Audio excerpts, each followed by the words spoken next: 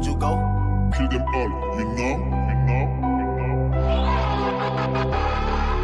Dacă vorbim mai rar, nu ne mai pierdem interesul. Nu mă compar cu alții, fiindcă eu nu sunt ca restul. Fac destul de bine ceea ce fac. Fac vreau un palat, să fiu eu împărat, iar tu regina mea, să facem tot ce am visat. Știu mai am deșteptat, până o să ajung bogat. În viață e ca un joc, totul începe de la start, dar să-mi fac da.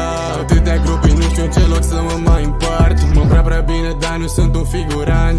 În ultima vreme pot să zic că m-am detașat de persoanele care vin doar dacă au ceva de câștigat și sunt umplat prin viață, chiar dacă am doar 16 ani. Am învățat de mic cum să produc banii. O să muncesc până o să am 10.000 de fani.